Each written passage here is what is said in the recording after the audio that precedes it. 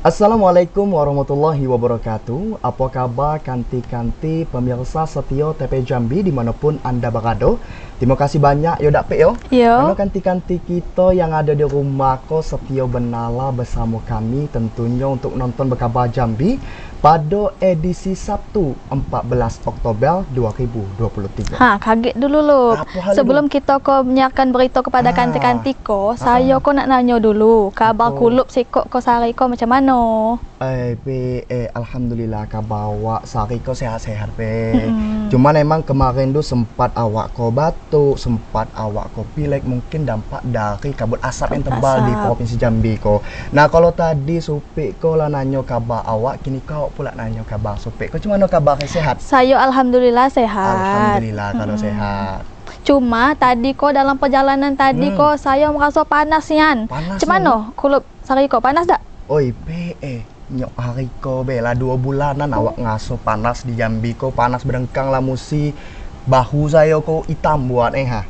Kuduk hitam bang ya. Kudu hitam buat karena panas tu tadi. Yo, kenyok tu be. Kita kok juga mengalami krisis air, Iya, betul sumur benar. kering. Musi lah yo tetangga saya nyai-nyai merutuk, yo luput bebasuan kata Luput ubasuan Yo. dan air macam mana lagi lah pe karena kita saat itu kan emang lagi ngadapi musim kemarau yang panjang. Iya, betul. Tentunya dampak dari musim kemarau yang panjang ko membuat kasus kahutlah di Provinsi Jambi ko banyak maka itulah banyak yang kabut asap ko di Jambi ko. Cuman kalau hari ko karena awak ko nengok opek ko cantik benar lah dak yo hilang kabut asap tu dari Tu pandangan. lainnya lah tu.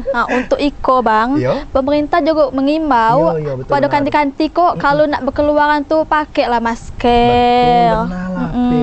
Jadi kanti-kanti kok kami nak ngimbau kepada masyarakat kalau misalnya nak keluar rumah pakai dulu masker. Masker. Karena itu untuk kesehatan kita juga agar kita kok terhindar dari penyakit asma, yo dak yo, Yo. sesak napas, apa lagi? Ispu, Betul batuk. benar lah tu. Sekok lagi bang, bengean. Bengean yo dak yo. Biar kita kok terhindar dari Yo. bengean betul supik kau tadi. Nah bang, apa be kabar-kabar yang akan kita siapkan kepada kanti-kanti ko? Nah tentunya kanti-kanti banyak benarlah kabar yang nak kami sampaikan kepada kanti-kanti ko. Nah salah siko eko terkait dari kasus kahutlah di Provinsi Jambi di mana 4 hektar lahan sawit di Kabupaten Tanjung Jabung Barat tepatnya di Desa Teluk Kulbi terbakar. Nah selanjutnya ratusan hektar sawah di Kabupaten Kerinci mengalami kekeringan dan terancam gagal panen. Nah selanjutnya kanti-kanti Pemkab Muaro Jambi ko mengelontarkan dana hibah untuk Pilkada 2024 sebesar 41 miliar rupiah. Nah kanti-kanti macam mana berita selengkapnya bersama saya Yogi Aprilianto. Dan saya Rahmatul Uzma, Ikola Kabar Jambi selengkapnya.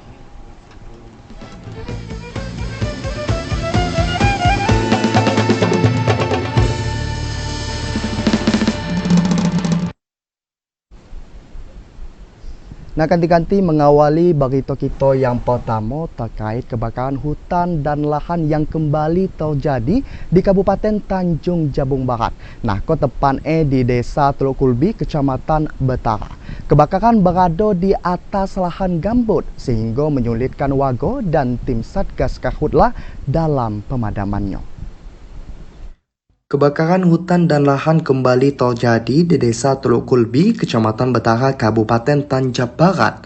Lahan yang terbakar merupakan lahan gambut sehingga menyulitkan dalam pemadaman.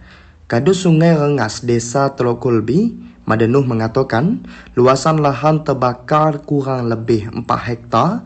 Di atas lahan yang terbakar tersebut terdapat tanaman sawit milik warga. Api yang sebelumnya telah padam sempat kembali hidup dan membakar areal kebun sawit milik warga lainnya. Untuk benar-benar memastikan api padam, warga bersama unsur pemerintahan Desa Teluk Kulbi dan tim Satgas Karhutlah yang terdiri dari TNI Polri, BPBD, Manggala Arni dan PT WKS bahu-membahu dalam pemadaman dan pendinginan. Bintara Pembina Desa Babinsa Koramil 41903 Tungka Ilyar Kodim 0419 Tanjab Peltu Sugianto mengatakan pemadaman api terkendala karena asap tebal di lokasi yang berkontur gambut. Kebakaran lahan gambut terjadi sejak Jumat lalu dan benar-benar padam pada Sabtu sore kemarin. Tim Satgas Karhutla melakukan pendinginan dan terus memantau agar sisa bara api benar-benar padam dan tidak menjala. Didi Haryadi, TP Jambi melaporkan. Nah, kabar selanjutnya kanti-kanti, hingga Oktober 2023, sekitar 149 hektar lahan di Kabupaten Tebo terbakar. Karhutla terluas terjadi di Kecamatan Sumai.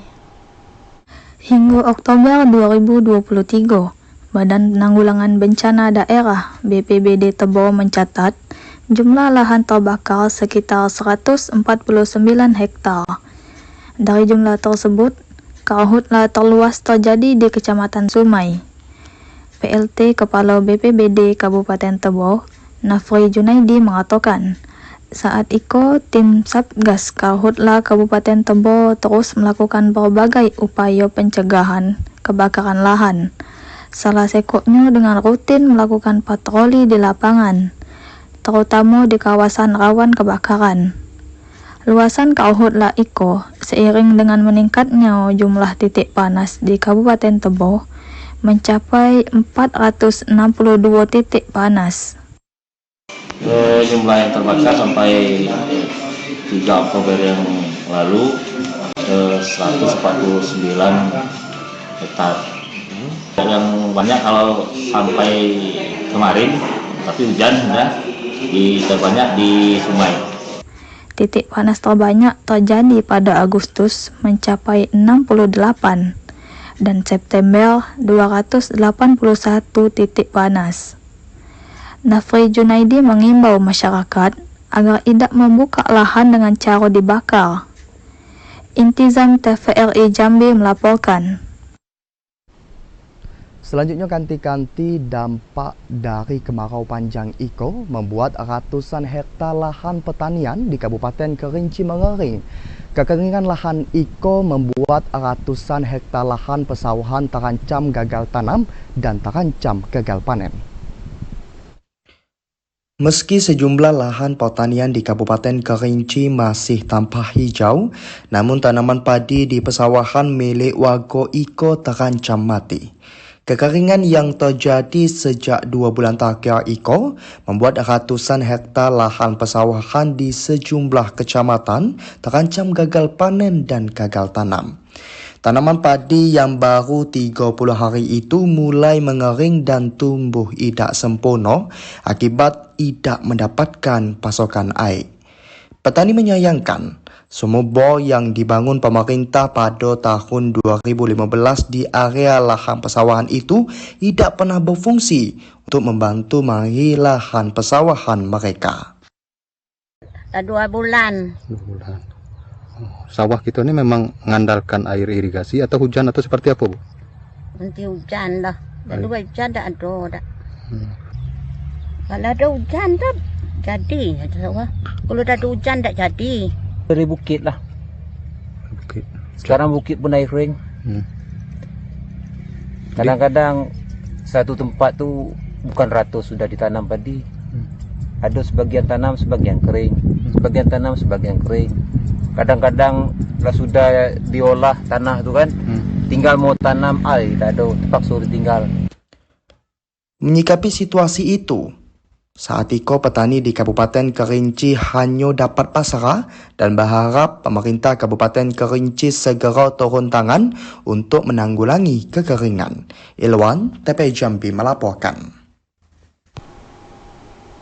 Nah, selanjutnya kanti-kanti, musim kemarau yang berkepanjangan membuat 16 desa di Muaro Jambi mengalami krisis air bersih. Krisis air bersih itu telah dirasakan warga sejak 2 bulan terakhir. Wilayah atau desa yang krisis air bersih, dampak kemarau panjang yang melanda wilayah Kabupaten Muaro Jambi kembali bertambah. Desa yang mengalami kekeringan yang semula hanya 12, kini bertambah menjadi 16 desa. Berdasarkan catatan Badan Penanggulangan Bencana Daerah Muaro Jambi, 16 desa yang krisis air bersih tersebut diantaranya Desa Sarang Burung, Mendalo Laut, Sipin Teluk Duren, Sumber Jaya, Lopa Alai, Desa Tarikan, Teluk Rayo, Arang-Arang, Kasang Pudak, Sungai Terap, Pudak, Pondok Meja, Muaro Sebapo, Tanjung Pauh kilometer 32, Tempino, dan Desa Talang Kerinci. Hingga saat itu, BPBD Muaro Jambi telah mendistribusikan bantuan air bersih kepada warga sekitar 75.000 liter. Juga masyarakat kan, bahwasanya kalau memang ada tolong sampaikan ke kami, cuma sebatas itulah kan. Itu akunya melalui camat kami aku himbau agar bagi saya keringan penambahan melalui camat. Bantuan air bersih tersebut akan terus disalurkan kepada warga untuk kebutuhan air bersih sehari-hari. Pemkab Muaro Jambi mengimbau kepada perangkat desa agar melaporkan kepada camat atau BPBD untuk mendapatkan bantuan air bersih. Bantuan air bersih itu disalurkan secara gratis kerjasama antar BPBD bersama PDAM Muaro Jambi. Azam Afnan, TVRI Jambi melaporkan. Nah, kanti-kanti jangan nak melalababo dulu karena kami akan balik hadir dengan sejumlah informasi penting dan menarik lainnya. Di antaranya, KPU diminta bentuk duta pemilu untuk tingkatkan partisipasi pemilu. Tetaplah bersama kami.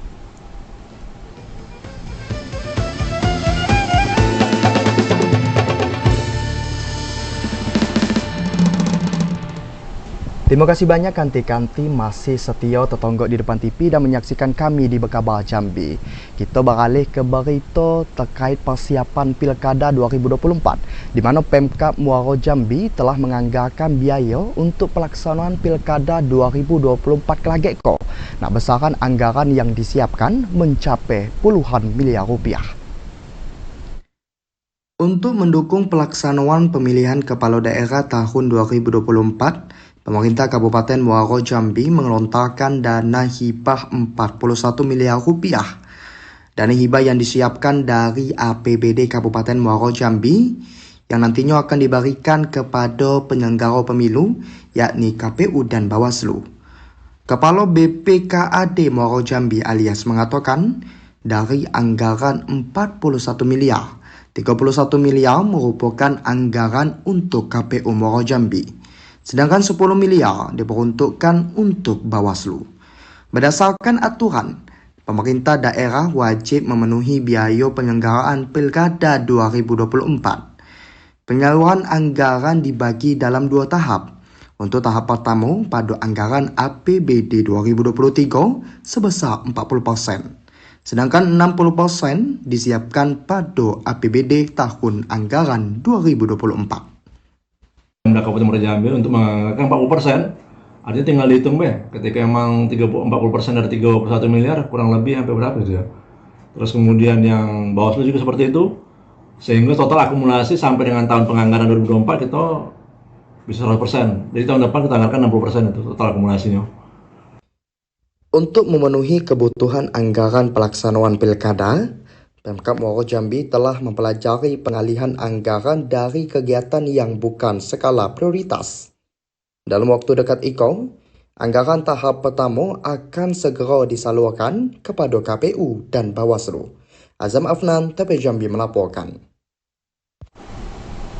Nah, selanjutnya kanti-kanti, ASN dan kepala desa di Kabupaten Kerinci diimbau netral menjelang pemilu dan pilkada serentak pada tahun 2024 kelagi. Imbauan itu bertujuan untuk menjaga stabilitas dan suhu politik di Kabupaten Kerinci untuk tetap terjaga. Meski memiliki hak pilih, namun para aparatur sipil negara tidak diperbolehkan berpolitik praktis dan memihak pada pasangan calon maupun partai politik tertentu dalam kontestasi pemilu serentak tahun 2024. Hal itu bertujuan untuk menjaga stabilitas politik, terutama di Kabupaten Kerinci yang memiliki tingkat kerawanan konflik pemilu yang cukup tinggi. Adi Rozal mengajak seluruh ASN dan kepala desa, terutama di lingkup pemerintah Kabupaten Kerinci untuk tetap menjaga netralitas saat pemilu serentak mendatang. ASN juga diimbau agar tidak menghasut masyarakat untuk melakukan tindakan yang dapat memicu terjadinya perpecahan. Adi Rozal mengimbau masyarakat untuk ikut serta dalam mengawasi netralitas para aparatur sipil negara di lingkup Pemkab Kerinci. Ilwan TVRI Jambi melaporkan. Selanjutnya kanti-kanti masih dengan seputar persiapan pemilu 2024 di mana KPU diminta untuk membentuk duta pemilu mulai dari jenjang SMA hingga ke perguruan tinggi. Dengan pembentukan duta pemilu itu diharapkan mampu mendukung partisipasi pemilih terutama pemilih pemula pada pemilu 2024. KPU Provinsi hingga KPU Kabupaten Kota diminta untuk membentuk duta pemilu mulai dari tingkat SMA dan sederajat hingga tingkat perguruan tinggi. Pembentukan duta pemilu IKO bertujuan untuk merealisasikan target partisipasi pemilih pada pemilu 2024. Pengamat politik Jambi Desi Arianto mengatakan perlunya pembentukan duta pemilu agar pemilih pemula dan calon pemilih pemula dapat menggunakan hak pilihnya pada 14 Februari 2024. Duta pemilu memiliki salah satu tugas, yakni ikut membantu penyelenggaraan pemilu dalam bersosialisasi, terutama di sekolah dan di kampusnya masing-masing. Kita buat duta yang berlapis. Duta di tingkat SMA misalnya, setiap SMA punya satu duta atau dua duta, kemudian di tingkat perguruan tinggi punya lagi duta, di tingkat Karang Taruna punya lagi duta, yang mereka itu dibekali, dibina, dididik, dilatih oleh penyelenggara pemilu misalnya, dengan sistem bisa melalui training of trainer TOT. Nah kemudian mereka dibekali dan nanti mereka dikasih kesempatan menyampaikan hasil TOT itu di sekolah mereka, bisa melalui misalnya setiap upacara hari Senin. Anggota KPU Provinsi Jambi Edison mengatakan pihaknya terus gencar melakukan sosialisasi kepada pemilih pemula baik yang berada di sekolah maupun di perguruan tinggi. Alhamdulillah beberapa waktu belakangan KPU Provinsi Jambi bersama kabupaten kota di dalam Provinsi Jambi sedang gencar-gencarnya melaksanakan sosialisasi ke pemilih pemula terutama di sekolah-sekolah, di kampus-kampus. Di samping memang kita bersyukur juga sekolah dan kampus bahkan mereka mengundang kita dan bahkan hadir ke kantor KPU Provinsi Jambi. Edison menambahkan, pihaknya masih akan mempelajari usulan pembentukan duta pemilu baik di sekolah maupun di perguruan tinggi. Andari Wijaya, TP Jambi melaporkan. Nah, kanti-kanti, 127 hari lagi masyarakat Indonesia akan menentukan pilihan wakil rakyatnya pada pemilu 2024. Analis politik Jambi, Fahrudin HM mengingatkan agar pemilih dapat melihat rekam jejak caleg terlebih dahulu sebelum menentukan pilihannya. KPU Muaro Jambi masih melakukan verifikasi dokumen calon legislatif yang akan melakukan pergantian. Setelah verifikasi dan pencermatan, KPU akan mengumumkan daftar calon tetap dan dilanjutkan masa kampanye. Pada tahapan IKO, calon legislatif diberi kesempatan untuk menyampaikan visi dan misi, program, serta citra diri mereka kepada publik. Hingga pelaksanaan hari pemungutan suara pada 14 Februari 2024. Analis politik dan kebijakan Putin Jambi, Fahrudin HM menilai, pemilu serentak menjadi momentum bagi masyarakat untuk menentukan kembali wakil rakyat untuk 5 tahun mendatang. Agar tidak salah pilih, masyarakat harus mencermati seluruh calon pemimpin saat masa sosialisasi dan kampanye. Di tengah banyaknya calon pemilih, masyarakat harus lebih selektif dalam menentukan pilihannya. Rekam jejak calon anggota legislatif akan menjadi bahan bagi pemilih untuk menentukan kepada siapa mandat yang hendak diberikan. Fahrudin HM berpesan agar masyarakat tidak terlibat politik praktis dan tidak menerima money politik dari caleg. Memilih wakil rakyat di parlemen tidak berdasarkan pemberian diberikan, namun berdasarkan apa yang telah dilakukan sesuai dengan rekam jejak calon legislatif. Azam Afnan, TPRI Jambi melaporkan. Nah, kanti-kanti jangan nak beranjak dulu, karena tetaplah bersama kami, karena kami akan menampilkan sejumlah informasi yang penting lainnya. Di antaranya kanti-kanti, polisi tetapkan 6 tersangka dalam kasus tahanan tewas di lapas. Tetaplah bersama kami.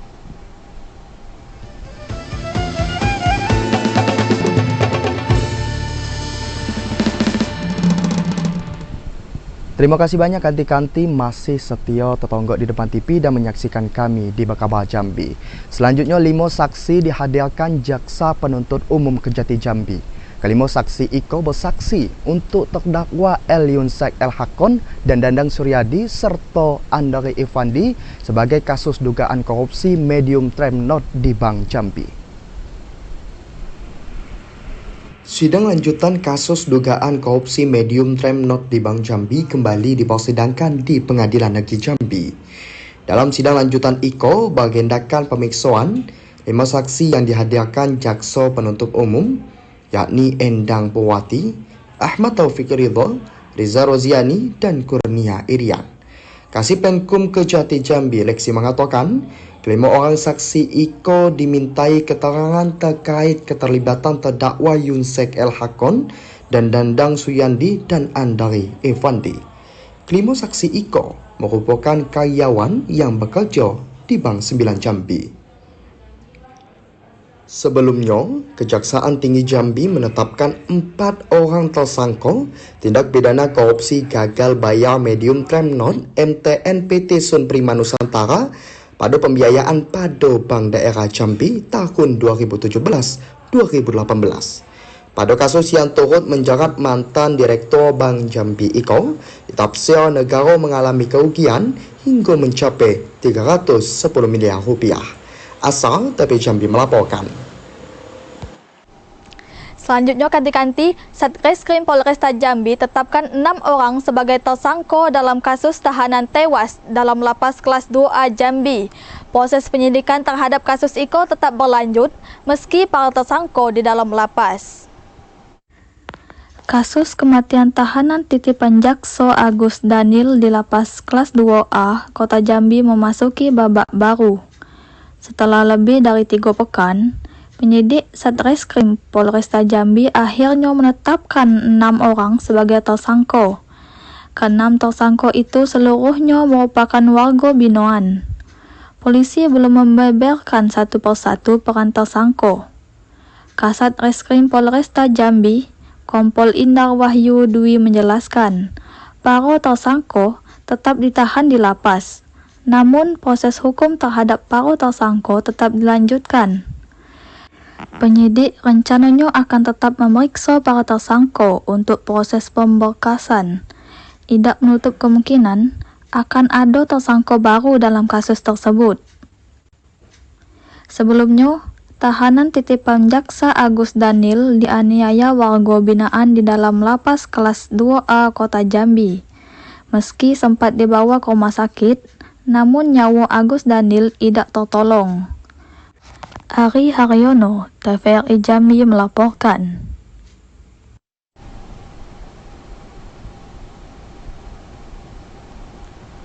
OIP ada lagi kabar untuk kanti-kanti kita yang ada di rumah tu? Nampak itulah habis lah bang. Habis ya? Iyo. Minggu depan pula. Ada Iyo, ya? Yang betul. penting kanti-kanti yang ada di rumah ko harus tetap stay untuk menonton Bekabah Jambi. Tentunya kami juga nak mengucapkan terima kasih banyak atas perhatian kanti-kanti dan kebersamaannya. Dan akhirnya bersama saya Yogi Aprilianto. Saya Rahmatul Uzma bersama kerabat kerja yang sedang bertugas pamit undur diri. Terima kasih. Wassalamualaikum warahmatullahi wabarakatuh. Dan sampai jumpa.